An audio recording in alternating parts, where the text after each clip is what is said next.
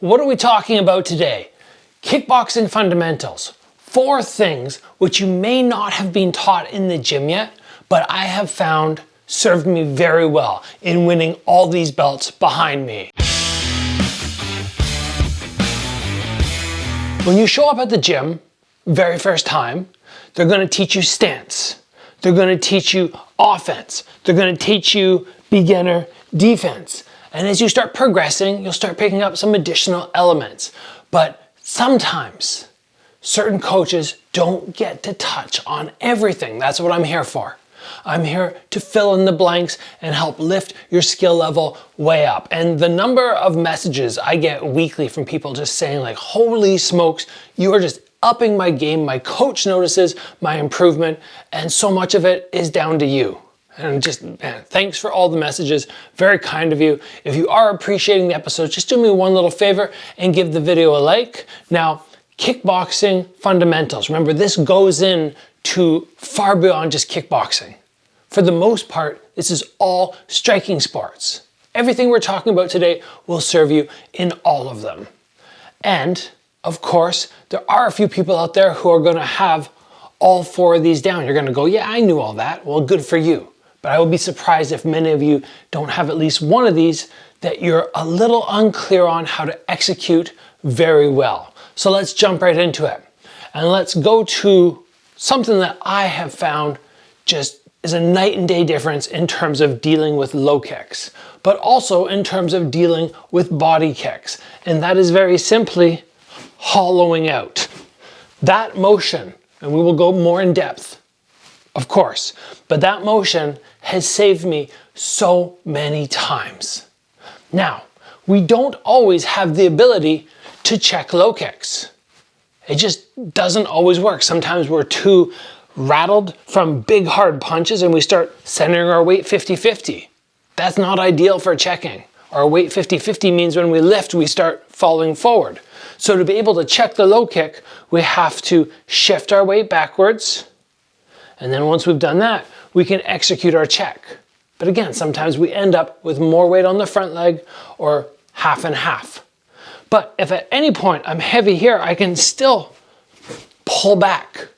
So if I'm unable to check, the hollow out is what I'm going to choose to do. Or alternatively, I checked a couple low kicks and I'm going, oh, this person kicks really hard and my shin is getting sore. I don't want to eat too many of those, so I pull backwards. Now, all we are trying to do on this is keep the back leg where it is. You don't have to double step. This is an entirely different motion. We don't have time to move both feet. Moving both feet backwards is always a great option. We simply pull the lead leg back. We elevate the heel so we're getting high on that leg, kind of like a cat stance if you've done traditional martial arts. And as I do that, I scoot my bum out. Now the key on this is don't let your head level drop. We don't want to be going here and then eat an uppercut or eat a knee if we misread what was happening. Head stays high, hollow out the hips, scoot the bum back, pull the lead foot in. Now from here you can see my stomach has pulled back as well. So this motion serves 2 purposes. Not only does it help me evade low kicks, very often I'll find toes just brush by my thigh, perfect. Then I can follow up with a step forward and a counter. But also because my stomach pulls in, when I'm about to take a big front kick, I can just hollow out and then scoop, or hollow out and then catch.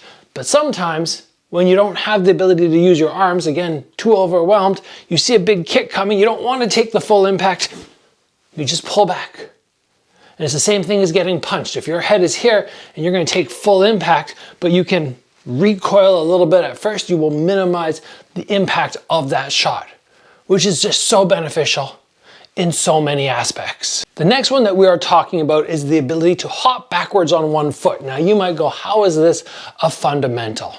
But I have found through the years, if you are unable to do what I was just talking about, I would say, okay, hollow out. If you're unable to do that and you don't deal correctly with taking a kick, and I have been on the end of Muay Thai fighters from Thailand throwing big kicks, and because I was focused on protecting my head, I took them right on the stomach. So I start to get knocked backwards. But what you don't want to have happen is this foot stays stationary and you get knocked backwards and you just fall. So the ability to take a big kick, but then skip your weight backwards and just look like it didn't affect you at all, this serves you so well. And it might seem silly to be in shadow boxing and do that, but you can be here, hit some shots, and just go backwards like that. You can even put your foot up if you want into some kind of high check position. Imagine they're chasing you down. They're coming and they're getting ready to throw a kick and you're just kind of like, whoa, no. Okay? This is something, again, that is not taught, but I have found through the years, I've used it so many times, so beneficial and worth adding in. The main thing that you have to make sure you don't do is hop backwards with your toes facing forwards. That's an easy way to feel like the weight hits the heel and I tip. As soon as I start hopping backwards, I turn my foot and I stay on the ball of the foot, not through the heel. The next fundamental that many people lack is faking. And we're just gonna talk about faking a jab today. When you go to the gym, does your coach ever say to you, okay guys, we're gonna practice just standing in front of the mirror and instead of on my count going 1, jab, 2, jab, 3, jab, we're just gonna do fakes. 1, 2, 3. Have you done that before? If not, looking yourself in the mirror and actually seeing, does this look realistic? You are falling behind on a fundamental. Faking is so important. I had somebody asking me the other day, what percentage of fakes versus actual shots should I be doing if I was gonna break it down? And I said, well, when you look at really good fighters, it's probably like 50-50. Right? They're on the outside, they're twitching, they're doing little things, and then they throw some shots, and then they're back to twitching. So if you're trying to figure out how to throw a fake, and let's say we want to incorporate all elements, all possible elements to really sell it. Well, number 1, I pump the shoulder forward. Number 2, I throw my hand out halfway. Those 2 motions there are really going to sell it.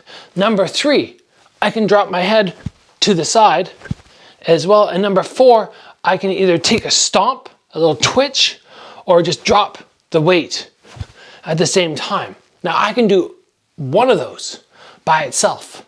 I could do 2 of them, maybe a little foot stomp and a twitch. I can do 3 of them where I get my shoulder, that, and the drop of weight. Boom. Doesn't need to be just one, doesn't need to be all 4. Play around with them, different scenarios, call for different types of fakes, and you will find what your favorite is and what sells the most.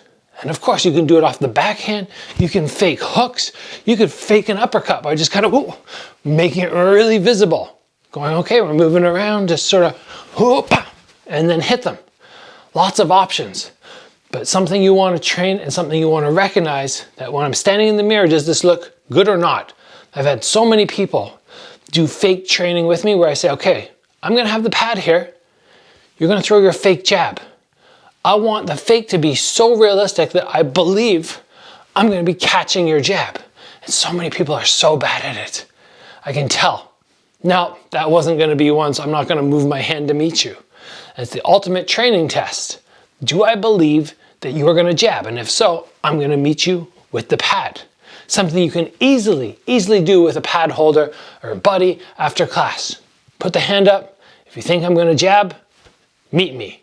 If you don't think I'm gonna jab, do nothing. Great training. The last kickboxing fundamental that I want to work, which is utilized more so in boxing than Muay Thai, MMA, or kickboxing, is learning to pivot. Now, I'm not talking about pivoting when you kick. I'm talking about pivoting on the lead foot, cutting the angle on the back, and getting to this position. I love this one so much because if we think somebody's coming at us with a big front kick or a big flying knee, I have options, of course, where I can deal with this defensively, but better off just not being there. Take your body, turn it sideways, but obviously just turning it sideways leaves me just getting attacked from the side of my body. Terrible. I take this body, I turn it sideways, my back foot turns out to the side, and I basically open a door. Just imagine there's a hinge here, and I'm opening the door. And every time somebody comes, whether they're running me down or they're trying to throw in big knees, big front kicks, if I just cut an angle, I'm gone. It is such a fundamental thing which is undertrained, and of course that is a defensive aspect, but if I want to make it an offensive aspect, I could do something like, okay, I step forward, I throw my hook with my pivot, and now I continue on the attack that I've gained an advantage on the angle. This is something that is used very often for southpaws, because once they get their foot to the outside of your lead foot, once they get here, then they're looking to cut that angle and get on the attack. And when you try to center up again, they might again cut another angle. Southpaws are great at it. Orthodox fighters are not. Southpaws are taught it by coaches generally. Orthodox fighters are not. But if you can get this down, whether it be one step or two steps, because I take the pre-step, angle. That motion, especially disguised with a jab, is great. It's absolutely great, offensively or defensively. So there you have 4 fundamentals of combat sports which you may not have been taught yet. You've probably seen them, but not been taught how to train them. And if you add these in, it will take that game of yours, your fight sports, skills, and it will just bump it up super high, much faster than maybe if you just go and train at your gym. Practice these at home, go to the gym, surprise everybody you've been training with this fast increase in skills. Thank you for joining, guys. If you haven't got subscribed already, make sure you do. I will see you back here soon for another video.